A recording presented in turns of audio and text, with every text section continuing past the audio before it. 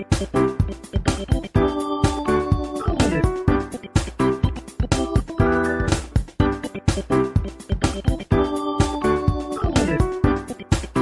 Bíblia aberta em João capítulo 1. Irmãos, sempre se pergunta se somos ou não somos religiosos. E aí praticamente quase todo mundo, de alguma forma ou de outra, é religioso. O apóstolo Paulo, quando está em Atenas, ele faz algumas visitas e de repente ele olha para um altar e quando tem uma discussão com os sábios da época, aí os filósofos da época, ele disse: eu vejo que vocês são extremamente religiosos, porque passando entre os objetos de culto, eu observei que tem um altar lá, escrito ao Deus desconhecido. E aí Paulo começa a dizer que é exatamente sobre esse Deus que eles adoravam sem conhecer, ou então tinham pelo menos um culto dedicado ao Deus desconhecido. Paulo disse: eu estou pregando exatamente sobre esse Deus, vocês não conhecem, eu conheço. E aí Paulo começa a dizer: olha, Ele é o Criador, Ele é o sustentador, dele nós respiramos, nele nós nos movemos, Ele é que sustenta toda a sua criação. E aí Paulo começa a descrever sobre o que Deus fez, o que Deus é e o que Deus vai continuar sendo, independente das crenças ou não. E aí, mas se eu fizesse a seguinte pergunta: qual é o motivo da sua religiosidade, né, ou da sua religião, já que você tem uma religião? Então, por que você veio a este local de adoração? Qual foi o principal motivo, né, que você veio para a igreja, para o local de adoração coletiva? Aí você veio, você canta, você vê leitura bíblica, você está aqui, outros foram para outros locais, mas o que nos motivou e o que nos motiva, né? Aí é um local de adoração, aí os meninos dirigem ministério de louvor, meninos que eu digo de 50 para baixo, dirigem um cântico, aí você canta, você se manifesta, né, em ação de graça, em dedicação de louvor. Mas por que nós viemos aqui hoje? Qual é a razão principal de você sair de casa e vir para a igreja? Você pode ter a sua resposta, né, aí no seu coração, não precisa responder. Mas é bom que se pense em algumas coisas. Primeiro, religião quer dizer ligar de novo. O ato de você ser religioso, simplesmente, ou supersticioso, não diz que você está ligado com Deus. Religião, que vem lá do latim, a ideia de religar e ligar de novo, é o Deus em Cristo que nos liga com Deus, de novo. Então, ser cristão é ser ligado com Deus, mas tem um processo.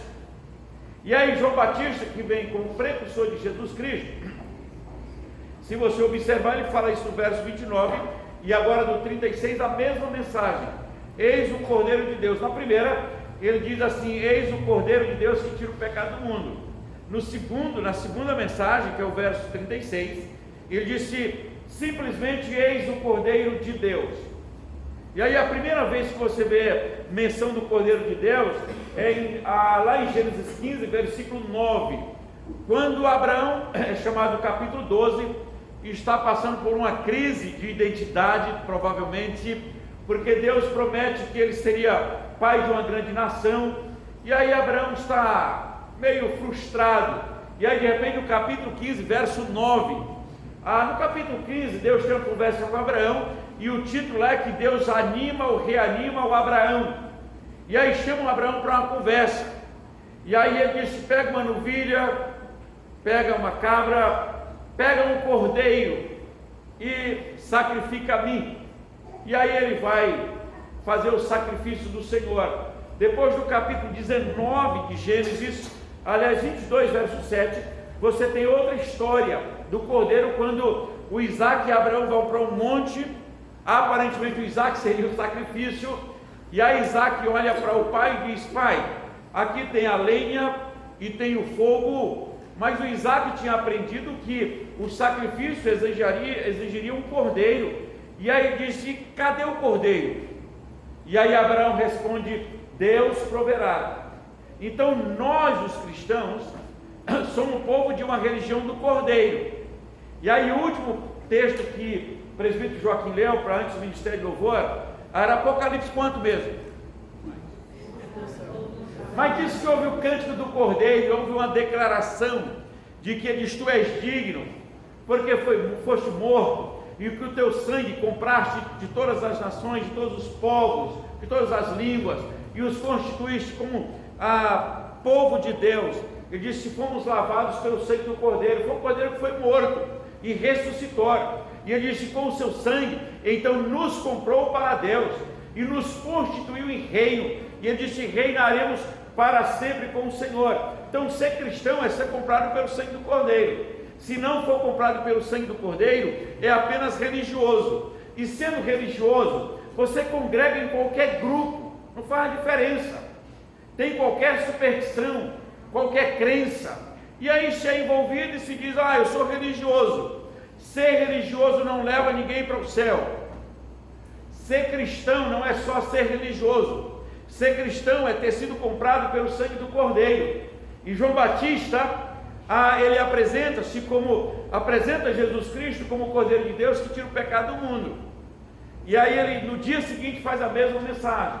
E quando você vai para Êxodo capítulo 12, você tem a história da instituição da Páscoa, e tem a história do sangue do Cordeiro, que é passado nos umbrais das portas.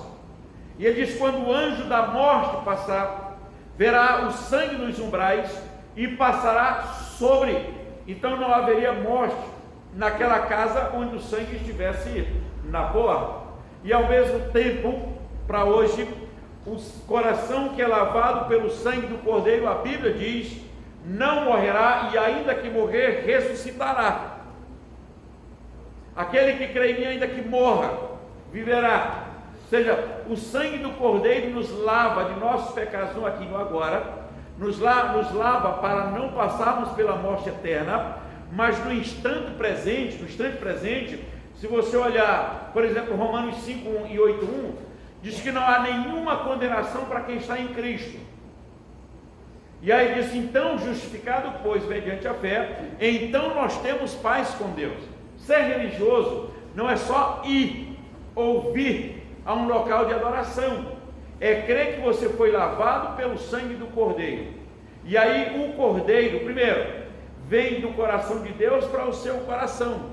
Gálatas 5:5 diz que, vindo porém a plenitude dos tempos, Deus enviou o seu Filho nascido de mulher, nascido sobre a lei. Na verdade, Gálatas 4:4 diz que na plenitude dos tempos, então Deus enviou o seu Filho nascido de mulher, nascido sobre a lei. Então o Cordeiro vem de Deus para o nosso coração. Gênesis fala a respeito disso em 3:15, mas principalmente em João capítulo 3:16, que é um verso que todos vocês sabem. Porque Deus amou o mundo de tal maneira, deu o seu Filho, para que todo que nele crê não pereça, mas tenha a vida eterna. Alguém diz: eu tenho uma comunidade X ou Y, eu tenho uma igreja X ou Y, mas isso não é suficiente. Eu tenho que ter a consciência, pela ação do Espírito Santo, Efésios 1:13, que eu fui selado com o Espírito Santo da promessa. Isso só é capaz por causa do Cordeiro de Deus. Ou seja, se toda a religião do Velho Testamento ela vai apontando para um Cordeiro, e todo é sinal do Cristo, quando João Batista olha para Jesus, ele vai dizer: olha, eis o Cordeiro de Deus que tira o pecado do mundo.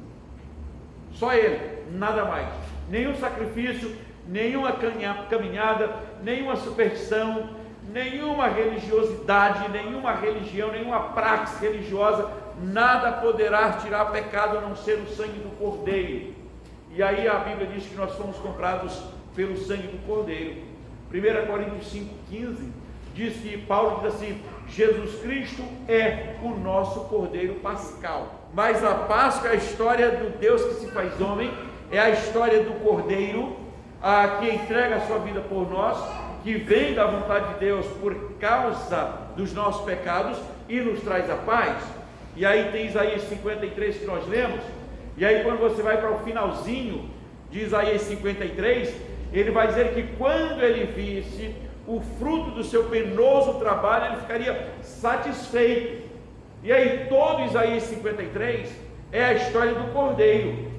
Ele diz que quem creu na pregação, ele diz quase ninguém, ele não tinha aparência, não tinha formosura, no entanto foi levado para a cruz como um cordeiro mudo, ele não abre a sua boca. No entanto, ele diz: nós éramos desgarrados como ovelha que não tínhamos pastor, mas ele fez cair sobre ele a iniquidade de nós todos, e pelas suas pisaduras nós fomos sarados.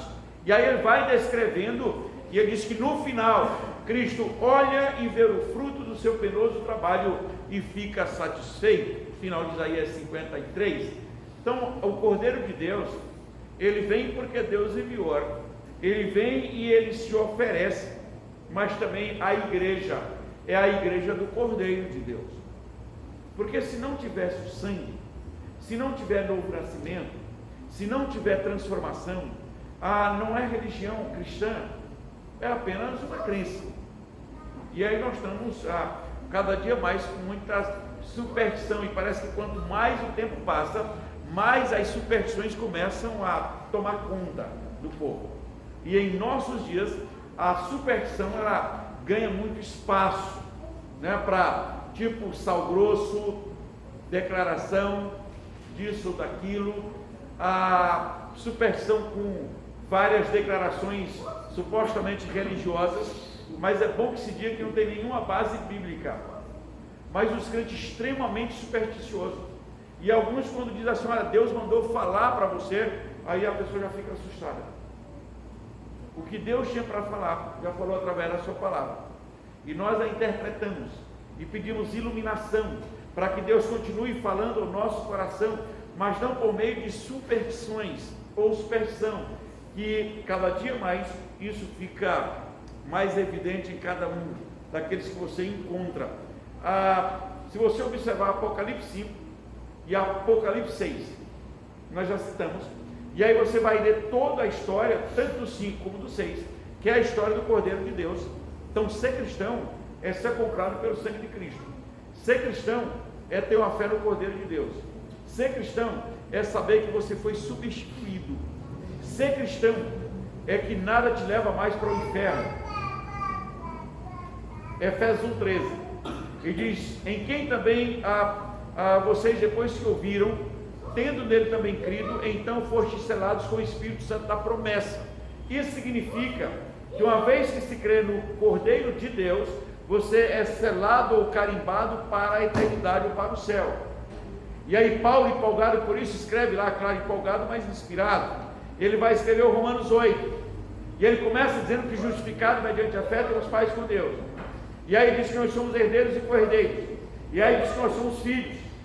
E aí diz que, no finalzinho, diz que nem morte, nem vida, nem anjo, nem principado, nem fome, nada, nem demônios, nada poderá te separar do amor de Deus que está em Cristo Jesus. Então podemos pensar que também ser cristão é ter seguro para a eternidade.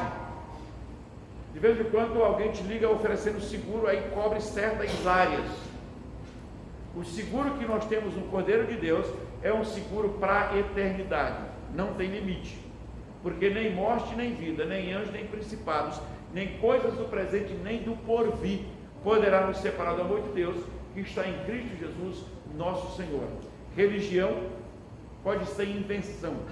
A religião do Cordeiro é uma intervenção divina no coração do pecador, não é invenção. Você não é cristão porque simplesmente você quis ser cristão. Você é cristão porque foi comprado pelo sangue do Cordeiro. E aí Paulo, escrevendo aos Coríntios, vai dizer o seguinte: não sabeis que não sois de vós mesmos, porque por preço fostes comprado. E aí, pela fé, nós respondemos um dia sim, e por isso somos cristãos comprados pelo sangue do Cordeiro. O Cordeiro veio do coração de Deus para o nosso coração. O Cordeiro se ofereceu e nos comprou. E aí, individualmente, nós somamos o povo que é chamado de Igreja de Deus, que é uma igreja comprada pelo sangue do Cordeiro. Ninguém se fez cristão, ninguém se faz cristão. Há muita gente tentando fazer pecador virar cristão, apenas por movimentos. Pecador não se torna cristão por movimento, não se torna cristão por superstição. O pecador só se torna cristão porque foi comprado pelo sangue do Cordeiro. E a Santa Ceia, na verdade, é uma dramatização do que foi feito por nós já há mais de 2000 anos, ou há 2000 anos atrás, Então, toda vez que nós celebramos a ceia do Senhor, nós estamos dramatizando o que Jesus Cristo fez por nós. Este é o sangue da nova aliança, este é o pão ou corpo de Cristo que foi entregue por nós. Então, na verdade, toda vez que tomamos a ceia, nós olhamos para a história e sabemos o que Cristo fez. Olhamos para o presente e sabemos o que Cristo está fazendo por nós, e olhamos para o futuro e sabemos o que Cristo fará por nós. Ou seja, Cristo já nos comprou, o Cristo nos santificou, Cristo está nos santificando e Cristo nos glorificará. Ou seja, a religião do Cordeiro é uma religião que não tem erro e nem espaço para superstição. Que Deus continue nos abençoando, porque Ele é o poder de Deus que tira o pecado do mundo. Amém. E vamos ficar para